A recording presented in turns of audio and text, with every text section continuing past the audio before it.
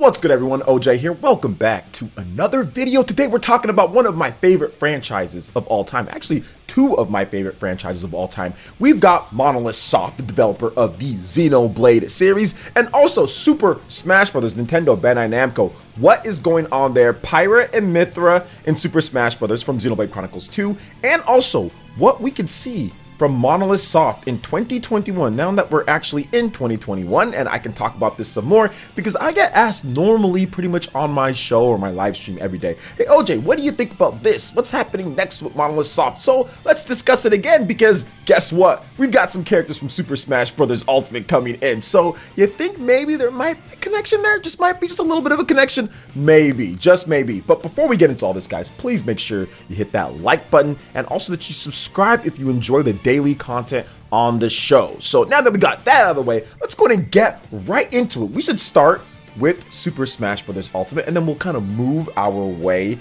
into Monolith Soft and Xenoblade Chronicles. So recently at the Nintendo Direct, Monolith Soft, Nintendo, Bandai Namco, Sakurai, all of them had this amazing announcement. Pyra and Mythra are joining Super Smash Bros. Ultimate as fighters, as two separate characters essentially. They're counting them as two characters on there because they're going to have different moves, but probably be largely the same, but different styles, or maybe it's more like an Echo, but with a little bit more. I mean, who knows, right? We're gonna have to wait and see once we actually get our hands on the character, but man, this is very exciting. Fighters Pass Volume 2. This is due out in March, so it's going to be here before we even know it. We're going to be able to play as Pyra and Mythra in Super Smash Bros. Ultimate. Now, I did see, because I'm a huge crazy Xenoblade Chronicles fan, so, you know, I was excited, and I thought these characters look absolutely incredible. I thought the reveal trailer was very well done and very good in the game, working with Monolith Soft to get really high quality trailer reveal for Pyra and Mythra coming into Super Smash Bros. But apparently some people were upset about this. I've seen controversy kind of going around. I mean, what's new? It's the internet, right?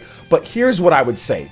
Before anybody even has to sit there and say they don't like this character, or this character's a bad, or whatever the case is, give the character a shot. Give the characters a shot. Pyra and Mythra are two phenomenal characters in Xenoblade Chronicles 2. Like, their story, what happens with them, the pain that they go through, everything that they can do, their combat, what they have in the game, it's actually really good.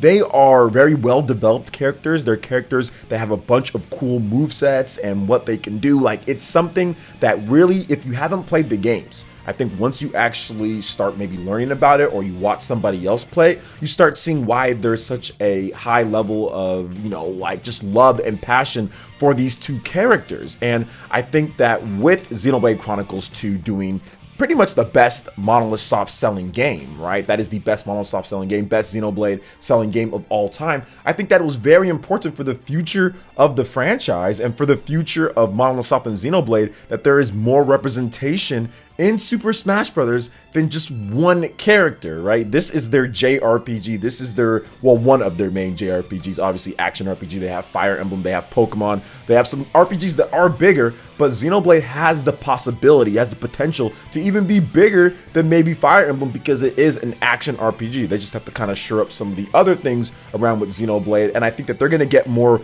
budget and more funding for Xenoblade games in the future, but it starts here. You have to start planting the seeds, not at this point, for the future, and getting characters into Super Smash Bros. Is one of the ways to do that. So it kind of ties into this whole 2021 talk with Monolith Soft and what's going on, because if Super Smash Bros. Has now added Pyra and Mythra, what's going on with Monolith Soft for this year? Because they've been silent when it comes to a new title. They haven't had anything new since Xenoblade Chronicles 2 Torn of the Golden Country, which is an extension of Xenoblade Chronicles 2, but it's still its own standalone game, but an extension of that story. Now, they did have Xenoblade Chronicles Definitive Edition, but that's not a new game, and I highly doubt that was made by their main team, by all of their main team at least, right? That is a remaster of the original Wii game. So they've been working on some stuff. So that's why I think with the inclusion of Pyra and Mythra Xenoblade Chronicles 2, that gets way more people into the franchise, and maybe even trying to see how these characters are, or maybe even trying out Xenoblade Chronicles 2, and maybe we see for this year Nintendo kind of goes all in on an announcement, because I think that's probably one of the things that was missing. People talk about the Nintendo Direct. I mean, I think an announcement from Monolith Soft would have been amazing, but they're obviously holding something back. we do know that Nintendo has been fiercely expanding Monolith Soft throughout the years. They've just gotten bigger and bigger and bigger. And yes, their teams, they do supplementary work. They help out with stuff like The Legend of Zelda Breath of the Wild. They help out with Animal Crossing. Like, they've helped out with a lot of different games. So it's not all just for developing games with their studio, because they are a first-party team for Nintendo. But I do feel that they've definitely added a lot of talent when it comes to developing their main games for their new IP, and potentially even for a Xenoblade Chronicles X port. And I think that's where we kind of have to start and stop at this point right now, and would be Xenoblade Chronicles X. Yes, I still feel that a new Xenoblade game is coming. I don't know how soon that's going to be. Yes, I still feel that a new IP is coming as well, but everything can't come all at once, right? So I think that what would be really nice, since we have pretty much every single Xenoblade game on the Nintendo Switch but X. That is the Wii U game, and it's probably the most ambitious Xenoblade game, right? I'd probably say it's the most ambitious one outside of the original game on the Wii. I mean, the Xenoblade Chronicles 2, that's definitely very ambitious, having so many characters on the screen fighting and everything. Like, they're all pretty ambitious for how small each like team member is in terms of like the amount of people that would make the game. But Xenoblade Chronicles X is the most like, oh my gosh, look at everything that they're doing. Look at this huge open world. Look at these mechs that you can do. Look at this online multiplayer. It's the only online multiplayer game that you have in the series. Also, a lot of online functionality as well. So it's a really ambitious game that, like they said before, the president said of Monolith Soft, it'd be hard to get over. The cost would be high, and there would need to be some more incentive from Nintendo. Like, okay, well, how is this going to sell, right? Like, you have to have those sales in order for them to put the money into doing that. And I think that, once again, having Pyra Mythra from Xenoblade Chronicles 2 just gives the series more of a bump. People are going to start looking into it more. People are going to start buying Xenoblade more. The more that Nintendo sees Xenoblade sales and people buying the Fighters Pass, like the bump up from Xenoblade Chronicles 2 characters coming in, that's when they can say, okay, like, we can put more into this franchise, just like we saw with other games like Fire Emblem get more of a budget once they started selling better and everything. So I think that this is what happens like when you get a character in Super Smash Brothers, and I think that we could see that for 2021. Now, what else can we see? Obviously, we still have the new IP for Monolith Soft. Like, people have been asking me about that, where like, is that going to line up? But I still feel that, you know, obviously they have like a Xenoblade game too. Like, the wild theory that's kind of thrown out there is that if the new IP is actually a Xenoblade game, but it's kind of like a different direction from any other Xenoblade game, so it's almost like a new IP, but it's named Xenoblade. I mean, that could be it. They can take the Xenoblade name and take it into a completely different direction. I mean, they might do that, but I'm not so sure about it. But I would really like to see what they're doing with this new IP, the main teams working on it, or this new game, because it's been quite a bit of time. And I think that we're due for something maybe this year to be shown. I mean, this is going to be how many years now? Because Xenoblade Chronicles 2 came out in 2017, so you have 2018, 2019, 2020, now we're into 2021, so we're going on 3 years plus from the last mainline new game released. So it definitely seems like something is due up for this year. But one of the things that I wanted to kind of end off on with Monolith Soft is that I think that Monolith Soft, out of all of Nintendo's studios, they're one of the most meticulous studios out there that can get a lot done very efficiently without a lot of people working on it. So at any point, if they're able to get like this new game going, and they have more than like the 40 or 50 people that made Xenoblade Chronicles 2, I think that we could see something that is truly much better in terms of from a technical standpoint that we've seen before, because that's probably the knock on Xenoblade games. Well, one of the knocks, I mean, outside of other things, is that, you know, the tech-wise, right, the resolution, the graphics necessarily aren't the best. The art is spectacular, but the tech kind of behind it when it comes to like how it runs or the highest output of resolution is kind of lacking. So they did do that new engine, or newer engine, that they're using with Xenoblade Chronicles 2 Torna the Golden Country, where they did improve things just a bit, right, when it comes to how the look of the game is and everything. So maybe they take that and they expand it and they really kind of go into it, and I'm hoping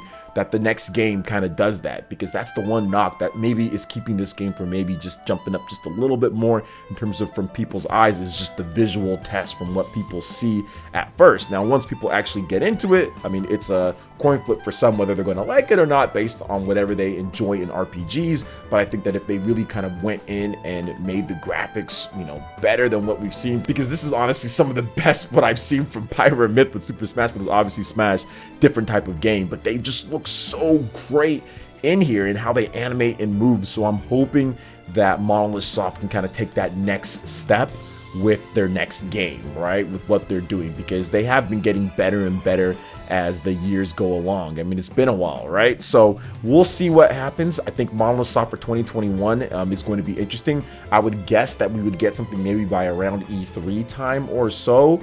I think that would be primed for a great announcement of a Xenoblade Chronicles X port or something like that. Maybe even a little bit sooner. Maybe just an announcement of, hey, we're doing this with Xenoblade. So maybe it's a Twitter drop. Maybe it's just something. I'm not really sure. But Xeno X would be a big reveal, so I'm not sure if it is. But, you know, Nintendo, they're known to do kind of crazy things at times when it comes to just reveals on stuff. But last year was a little bit of a different year, so I'm not sure if it's going to be like that this year, now that they can kind of lock down when they kind of want to get games out. But I'm hoping that we see some type of announcement for it, probably at E3. I think that would be a great announcement for, hey, here's a Xenoblade Chronicles X port, and then also here is what we've been working on, kind of like a tease or like a new trailer for what they've been working on with the new game or a new Xenoblade game or something like that. So what do you guys think when it comes to Monolith Soft in 2021? And yes, I'll talk about this more, because we always have to talk about Monolith Soft more. I've got more stuff planned, so it should be a lot of fun when it comes to Monolith Soft and Xenoblade and Smash Brothers and Pyra Mythra. I think it's going to be awesome. So what do you guys think about Pyra and Mythra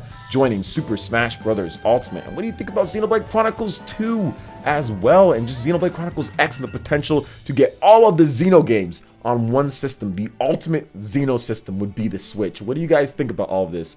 Let me know your thoughts in the comment section below. All right, guys, that wraps it up for this video here. Check out the links in the description. We've got Twitter. Go and give us a follow on there. Stay up to date on all the latest gaming news and information. Also, make sure you like, comment, and subscribe, and share this video if you can. Thank you guys so much for watching, and we'll catch you for the next one. Peace.